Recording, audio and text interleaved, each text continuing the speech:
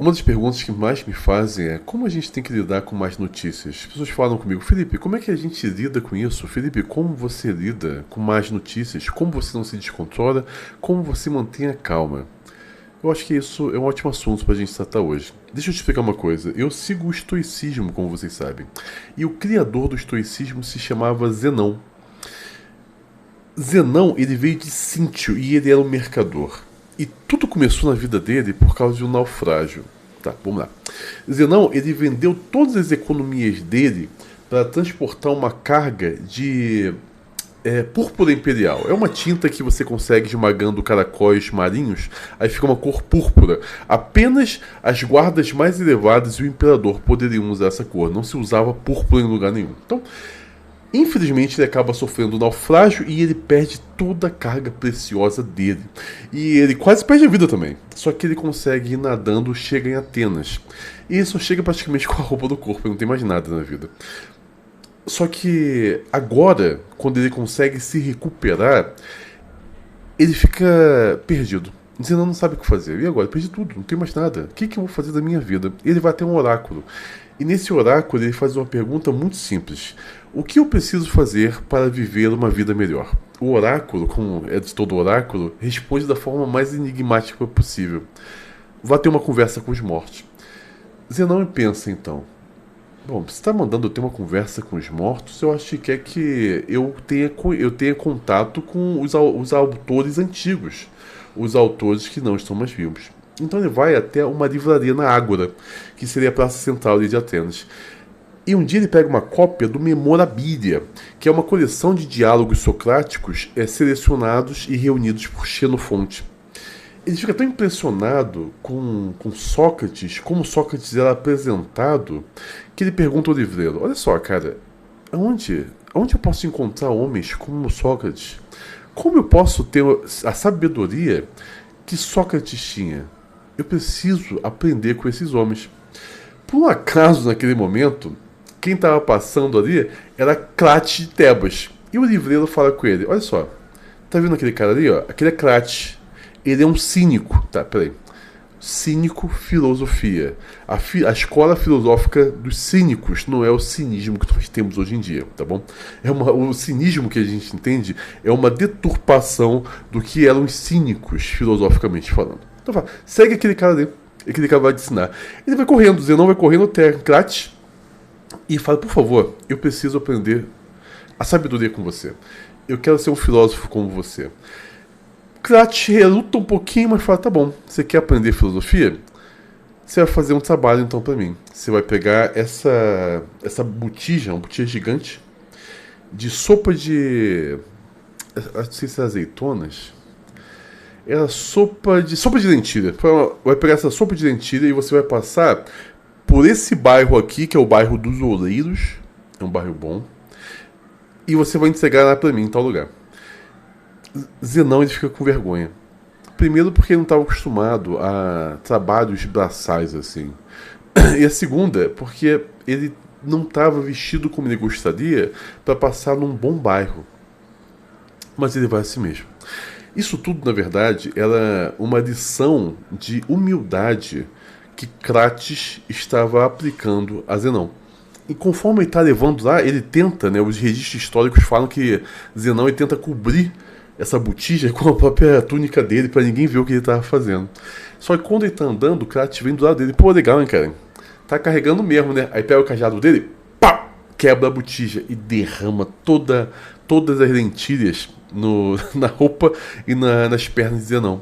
Zenão, quando vê aquilo, tudo derramado, escorrendo pelas pernas dele, sai correndo de vergonha. E Crates começa a gritar, pare de fugir, meu pequeno fenício. Nada de terrível aconteceu com você. Esse incidente, ele pode nos mostrar duas coisas. Primeiro, é que Zenão, ele ainda não tinha ideia do que ele ia traçar na escola do estoicismo. Ele não era um sábio naquele momento. E o segundo, isso nos mostra como nós maximizamos dores e damos uma determinada importância a dores que simplesmente não deveríamos dar. Mas se Zenão já fosse um estoico, como ele teria lidado não apenas com essa situação das lentilhas, mas com o naufrágio dele, que o decepcionou tanto. Eu acho que a primeira coisa, vamos aprender 3 passos básicos históricos aqui. O primeiro delas vai ser a contextualização. Eu acho que a primeira coisa que Zenão poderia ter pensado sobre o naufrágio é: ok, vamos contextualizar essas dificuldades que eu passei. Se eu empreendo uma viagem marítima, sempre vai ter uma chance de naufrágio. Não é nada extraordinário, são coisas que acontecem. Acontece que de pessoas perderem as coisas em viagens marítimas. É justamente por isso que existe o seguro. Existia um seguro que você pagava naquela época. Então é esperado que aconteça isso. E depois de tantas viagens bem-sucedidas que eu fiz, sofri um naufrágio. Pelo menos eu saí ileso.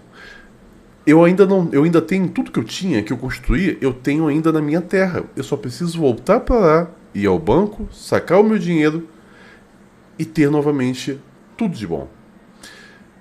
Eu só perdi o meu barco porque eu tinha um barco em primeiro lugar. Quais são os infortúnios que podem acontecer, e já aconteceu na minha vida, mas eu sempre recomecei? Aconteceu uma coisa muito ruim, mas eu estou vivo. Eu tenho uma nova chance de fazer de novo e fazer melhor. Eu posso refazer o meu caminho. Isso foi muito importante para mim quando eu fali há 2 anos atrás. Quando eu fali, perdi tudo. Eu falei, eu só fali porque eu consegui construir algo. E isso, se algo que eu construí, foi maior do que muita gente já conseguiu. Eu vou fazer de novo e eu vou fazer melhor. Aconteceu. Fiquei alguns anos no ápice. Eu comecei um movimento no Brasil que ninguém é capaz, além de mim, de fazer tão bem. Eu falo isso comigo mesmo. Foi a questão da masculinidade e da feminilidade. Ninguém falava sobre isso. Eu e minha esposa fomos os primeiros. Nós começamos isso. Perdemos tudo. Eu vou começar de novo. Vou fazer de novo e vou fazer melhor. Você tem que colocar as coisas em contexto certo. Não tem que catastrofizar. Só cai quem estava de pé. As pessoas que vivem deitadas nunca caem, mas também elas nunca estão de pé. Você consegue entender isso? A segunda questão que a gente precisa tratar é a visualização negativa. Isso que é muito importante. Tá? Então, após a contextualização, a gente precisa, como Zenão deveria ter feito, a gente precisa usar uma técnica em latim chamada premeditatio malorum, que é a premeditação do mal futuro, ou conhecida em psicologia como a visualização negativa. O que é isso? Consiste em você imaginar a pior coisa que poderia acontecer quando você faz algum empreendimento ou alguma coisa.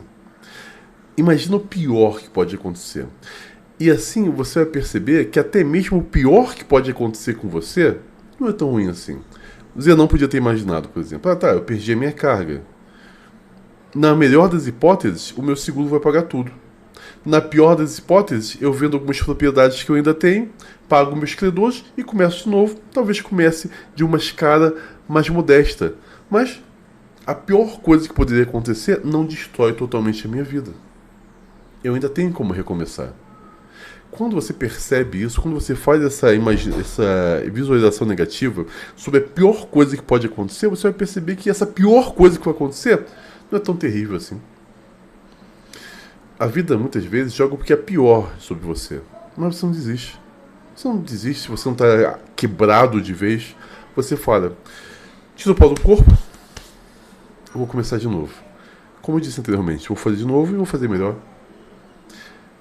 A pior coisa que aconteceu quando eu quebrei foi realmente ter que, na minha opinião, foi ter ido morar de favor na casa dos outros. E eu fui. Mas na boa, minha família continuou alimentada, meus filhos não percebiam o que estava acontecendo, eu ainda era forte o suficiente para começar de novo, minha esposa nunca me jogou nada na minha cara, ela nunca me acusou de nada, ela nunca me culpou por nada. Eu olhei assim, olhei para o lado do outro e vamos recomeçar. Ponto. Estou passando pelo pior. Eu estou passando agora pela pior coisa. Estou vivo ainda. Vou recomeçar. E foi assim que eu fiz.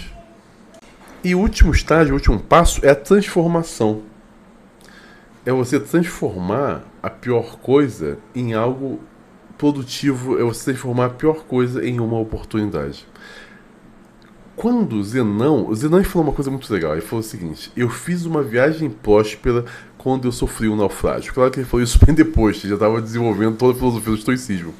Mas se ele não tivesse passado por esse naufrágio, nós não teríamos o estoicismo hoje. Ninguém lembraria hoje quem foi Zenão. Ninguém se aproveitaria dos estudos dele, do estoicismo. Ninguém teria ideia do conhecimento necessário para resistir emocionalmente às dores da vida. O estoicismo ele é fundamental por isso. Eu perdi tudo. Quando eu perdi, eu falei, sabe uma coisa? Eu vou pro YouTube agora. Eu vou pro YouTube, vou fazer algo diferente. Vou continuar fazendo algo que eu gosto, mas no YouTube. Uma mídia totalmente diferente, uma oportunidade diferente. Vai ser uma oportunidade de crescimento. E eu posso te falar com certeza, eu sou muito mais feliz agora. Eu tava pensando nisso esses dias. Eu tinha muito menos trabalho no Instagram. No Instagram era um post por dia, com um texto só. Aqui são 4 vídeos, live, texto. Mas eu sou muito mais feliz agora, apesar de ter muito mais trabalho. Eu sou muito mais realizado agora.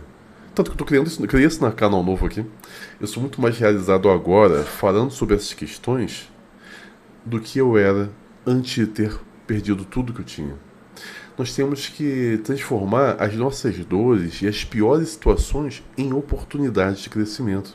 Quando nós fazemos isso, quando nós colocamos em prática, a nossa vida se torna melhor. Cara, talvez eu fale sobre falir e te assuste demais. Eu sei que assusta. Eu passei por isso. Tô bem, tô feliz. Tá tudo bem.